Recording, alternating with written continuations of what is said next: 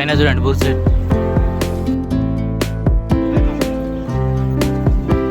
Hi friends, welcome to our channel.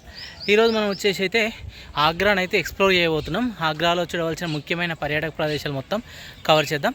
ముఖ్యంగా మా తెలుగు రాష్ట్రాల నుంచి వచ్చే వాళ్ళు కూడా ఈ ఆగ్రాకి ఎలా చేరుకోవచ్చు, వచ్చాక ఎక్కడ స్టే చేయొచ్చు, అన్ని డీటెయిల్స్ అయితే ఇప్పుడు మనం 1 by 1 అయితే తెలుసుకుందాం.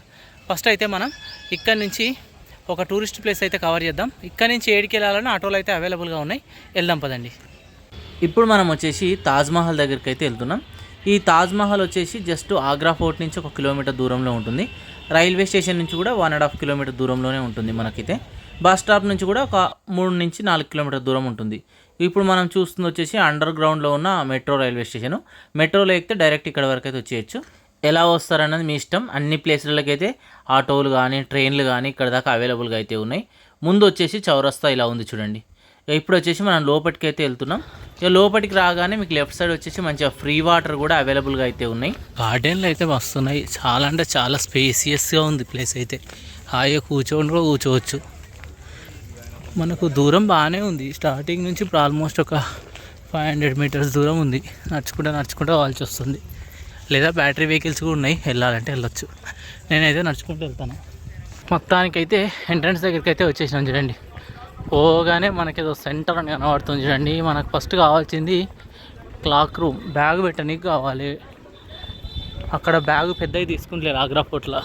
ఈడ మరి ఎతకాలి ఎన్నో తీసుకుంటారు. మనం వచ్చేసి మెయిన్ సర్కిల్ దగ్గర దాకా వచ్చినాం. ఇగో ఈ రైట్ సైడ్ వచ్చేసి మనకు ఎంట్రీ ఉందట, వెస్ట్ గేటు. ఇక్కడ లాకర్స్ వచ్చేసి లెఫ్ట్ సైడ్ అయితే అవైలబుల్గా ఉన్నాయట. ఇక్కడి నుంచి మనం లెఫ్ట్ సైడ్ అయితే వెళ్ళాలి. ఇగో ఇదే రూటు. ఇక్కడ నుంచి లోపలికి వెళ్తే మనకు క్లాక్ రూమ్ అయితే ఉందట. పట్టుకు వచ్చినాం కానీ ఎండ వచ్చేసి దంచి కొడుతుంది. కచ్చి పట్టుకుంటేనే అటో ఇటో మనసులం అవుతున్నాం, లేకపోతే మాత్రం ఇక అవుటే, అంత ఎండ కొడుతుంది. ఇలా వచ్చినాక క్లాక్ రూమ్ వచ్చేసి ఇటట. సింబల్ ఇటు చూపిస్తుంది, ఎక్కడనో ఏమో. ఇగో ఇక్కడ నుంచి ముందుకు రాగానే లెఫ్ట్ సైడ్లో వచ్చేసి మీకు క్లియర్ కనబడుతుంది చూడండి. అక్కడ ఈ బిల్డింగ్ మొత్తం మనకు క్లాక్ రూమే. చాలా పెద్దగా ఉంది. ఒకసారి ఇక్కడ చూడండి, కౌంటర్ 1, కౌంటర్ 2, మన కౌంటర్ 3 దగ్గర ఉన్నాం, కౌంటర్ 4 అలా అన్నీ ఉన్నాయి. నేను వచ్చేసి ఇప్పుడే బ్యాగ్ అయితే డిపాజిట్ చేసిన. 163 మన నెంబర్. ఇక అక్కడి నుంచి నడుచుకుంటూ ముందుకైతే వచ్చేసిన. ఇక మనం ఇప్పుడు ఇక్కడి నుంచి వెళ్ళినాం. రైట్ సైడ్ వెళ్తే మెయిన్ రోడ్కి వెళ్ళిపోతాం. ఇక ఇక్కడ వచ్చేసి టూరిస్ట్ గైడ్ ఫెసిలిటీస్ అయితే అవైలబుల్గా ఉన్నాయి. కావాలనుకున్న వాళ్ళు తీసుకోవచ్చు. ఇక ఇక్కడి నుంచి ముందుకైతే వెళ్తున్నాం. ఇక ఇక్కడి నుంచి నడుచుకుంటూ ఒక 200 మీటర్స్ ఇలా ముందుకైతే వెళ్తూనే ఉన్నాం చూడండి. ఇక రాగానే మనకి ఎంట్రన్స్ అయితే కనబడుతుంది చూడండి. స్ట్రేట్ ఉందా, అక్కడి నుంచి మనం వెళ్ళాలి. లెఫ్ట్ సైడ్ వచ్చేసి చెకింగ్ కౌంటర్ ఉంది. ఇక ఇలా రైట్ సైడ్ వచ్చేసి మనకు టికెట్ కౌంటర్ అయితే ఉంది. ఇగో ఇక్కడి నుంచి వెళ్ళి టికెట్ అయితే తీసుకుందాం. ఇగో ఇక్కడ మనం లోపలికి అయితే వెళ్దాం. టికెట్ ప్రైస్ వచ్చేసి 50 రూపీస్ అయితే ఉంది. కౌంటర్లో టికెట్ అయితే తీసుకున్నా. చిన్నగా బిల్ ఇచ్చిర్రు. అయితే అక్కడ టికెట్లు ఇస్తారు. 2-3 తీర్లు ఉన్నాయి ఇక్కడ, చూసి తీసుకోండి. ఎట్లయినా ఏదైనా పర్వాలేదు. నేనైతే బిల్ తీసుకున్నా. బిల్ అయితే ఇచ్చారు ఇట్లా. అక్కడ మనం టికెట్ తీసుకున్నాం. అక్కడ ఏంటంటే మీకు ఓన్లీ క్యాషే, మామూలుగా ఆన్లైన్ లేదు. ఆన్లైన్ అయితే మళ్ళీ వేరే దగ్గర తీసుకోవాలి. మనం క్యాష్ తీసుకున్నాం కాబట్టి చిన్న బిల్ ఇచ్చారు. ఆ బిల్ వచ్చేసి లోపల స్కాన్ చేసి అయితే వెళ్ళాలట. ఇక్కడ చెకింగ్ అయితే చేస్తుర్రు. చాలా స్ట్రిక్ట్ ఉంది. చెకింగ్ చేసుకొని ఇక మళ్ళీ ఎంట్రీ గేట్ దగ్గరికి అయితే వచ్చేసాం చూడండి. వావ్, ఎంట్రీ ఎలా ఉంది, సూపర్ ఉన్నది. పోయి గేట్ అయితే లోపలికి అయితే వచ్చేసినాం. లోపలికి వచ్చినాక తాజ్మహల్ ఎక్కడ ఉంటుందో చూడాలి. ఇక మొత్తం కోట అయితే ఉన్నది. ఫస్ట్ అయితే లెఫ్ట్ సైడ్ ఉంది. మనం వచ్చేసి అక్కడి నుంచి వచ్చినాం. ఇక్కడ లెఫ్ట్ సైడ్ వచ్చేసి మీకు వాటర్ ఫెసిలిటీ అయితే ఉంది. మంచిగా కూల్ వాటర్ అయితే ప్రొవైడ్ చేస్తారు ఫ్రీగా. వావ్, అటు సైడ్ చూడండి ఎంత బ్యూటిఫుల్గా ఉందో. అక్కడి నుంచి మనం లోపలికి వెళ్తే తాజ్మహల్ అయితే ఉంటుందట. ఇదంతా మీకు ముందున్న ఏరియా అన్నట్టు. మంచిగా గార్డెన్ మాత్రం చాలా బాగుంది. నడుచుకుంటా ముందుకు వెళ్ళిపోతున్నాం.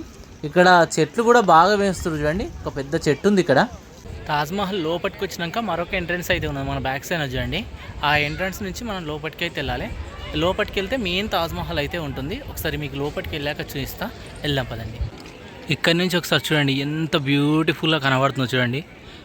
100 సంవత్సరాల కింద కట్టినా ఇప్పటికీ చెక్కు ఎదరలేదు చూడండి. ఇక్కడ నుంచి ఏంటంటే ఇక లోపలికి అయితే వెళ్దాం. అక్కడి నుంచి వచ్చినాం లెఫ్ట్ సైడ్ నుంచి. మొత్తం 3-4 గేట్లు ఉన్నాయి రానికైతే. ఇంకొకటి ఇక్కడి నుంచి ప్రస్తుతానికైతే లోపలికి వెళ్తున్నాం. లోపలికి వెళ్ళాక చూద్దాం. పైన చూడండి బుర్జులు ఎట్లున్నాయో. ఇక ఇక్కడ నుంచి చూసుకుంటూ ముందుకైతే వెళ్ళిపోతున్నాం. ఆర్కిటెక్చర్ మాత్రం చాలా బాగుంది. మామూలుగా ఇది వచ్చేసి ఈ తాజ్మహల్ మనకు 1632లో స్టార్ట్ చేసి 1653లో అయితే మొత్తం కంప్లీట్ అయిందట. ఇక ఇప్పుడు చూడండి మనం మరొక ఎంట్రన్స్లో నుంచి లోపలికి వెళ్తున్నాం. ఇక్కడ చూడండి ఈ ఎంట్రన్స్ లోపల వ్యూ చూడండి, పైన ఎంత అద్భుతమైన ఆర్కిటెక్చర్ మీకు కనబడుతుందో చూడండి ఒకసారి. ఇక ఇక్కడ నుంచి ఇలా కొంచెం ముందుకు వచ్చినాం అనుకో, తాజ్మహల్ వ్యూ అయితే చాలా బ్యూటిఫుల్గా కనబడుతుంది చూడండి. ఇక్కడ నుంచి ఎవర్ గ్రీన్గా ఉంది మనకు చూడనీకైతే.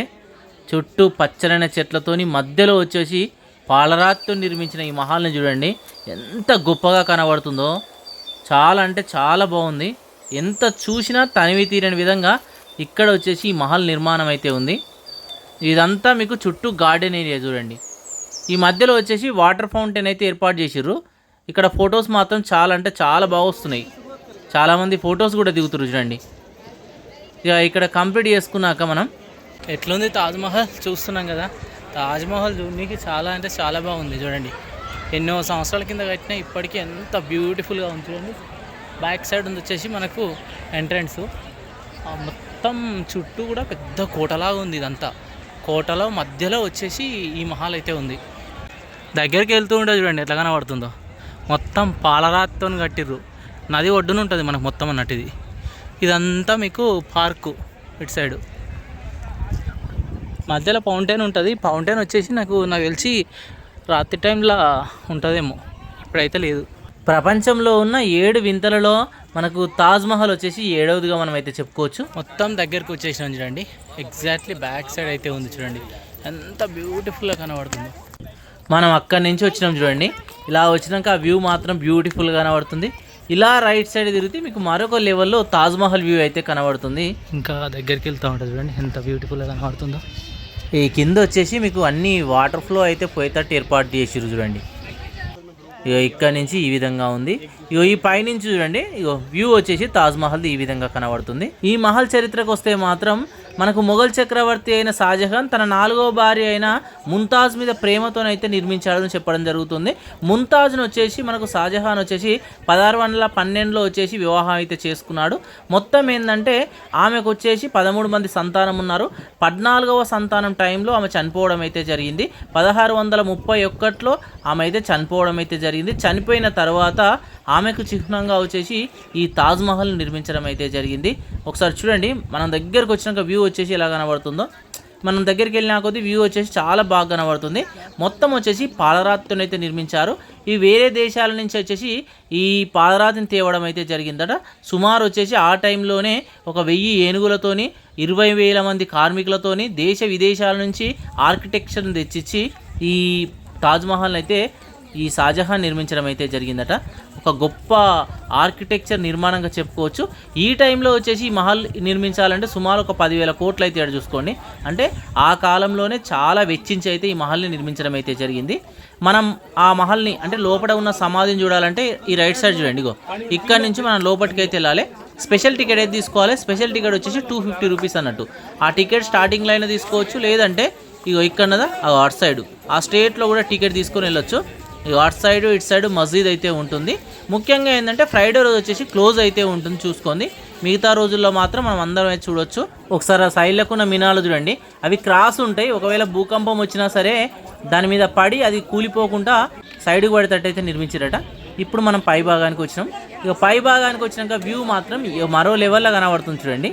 వచ్చిన దానికన్నా మొత్తం పాలరాయితో నిర్మించారు చూడండి ఎంత బ్యూటిఫుల్గా కనబడుతుందో చూడనీకైతే.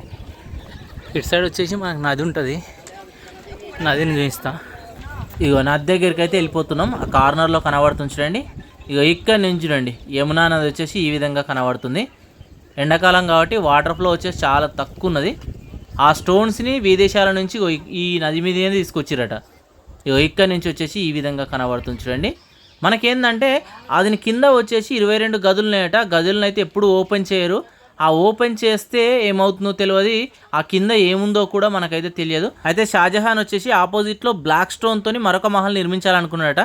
కానీ ఔరంగజేబు వచ్చేసి తన తండ్రినే బంధించేసి అలా నిర్మించకుండా చేసిండట. తన సమాధి కూడా ఇందులోనే పెట్టడం అయితే జరిగింది. Thank you.